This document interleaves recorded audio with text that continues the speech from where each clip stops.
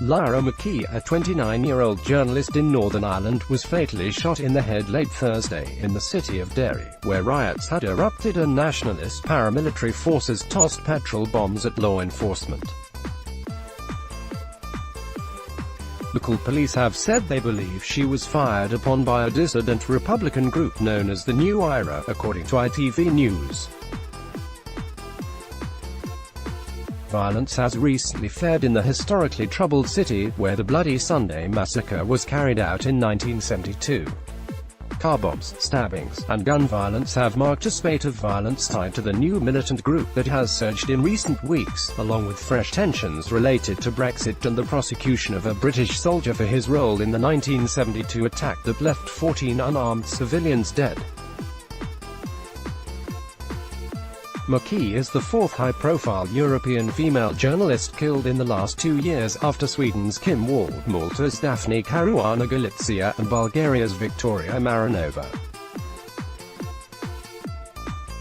Her partner, Sarah Canning, expressed her grief to reporters on Friday, saying her death must not be in vain. The senseless murder of Lyra McKee has left her family without a beloved daughter, a sister, an aunt, and a great-aunt, has left so many friends without their confidant. Victims in the LGBTQIA community are left without a tireless advocate and activist, and it has left me without the love of my life, the woman I was planning to grow old with, Canning said. Assistant Chief Constable Mark Hamilton confirmed McKee's murder on Twitter late Thursday night.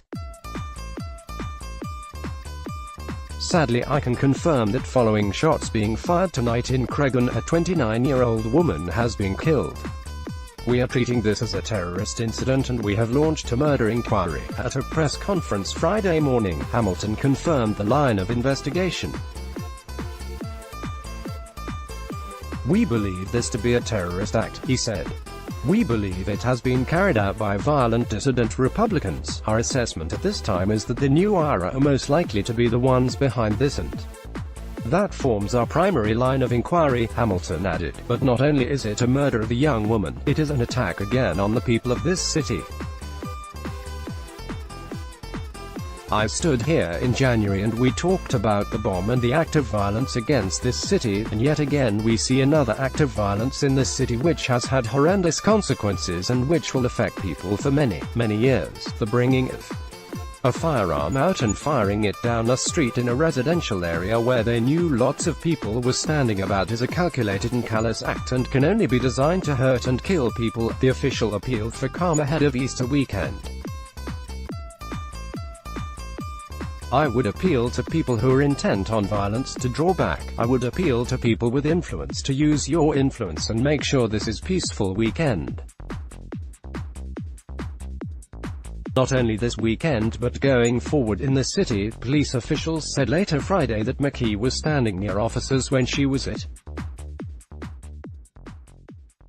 More than one suspect was reportedly being sought in the shooting. McKee tweeted from the streets shortly before she was fatally shot. Derry tonight, she wrote over a photo of smoke rising and anti-bomb vehicles in front of her. Absolute madness. British Prime Minister Theresa May condemned the murder on Twitter early Friday. The death of Lyra McKee in last night's suspected terrorist incident in Londonderry is shocking and truly senseless, she tweeted from the official Downing Street account. My deepest condolences go to her family, friends and colleagues. She was a journalist who died doing her job with great courage. McKee's fellow journalist Leona O'Neill wrote on Twitter that she had witnessed the murder. I was standing beside this young woman when she fell beside a police Land Rover tonight in Cregan, O'Neill tweeted.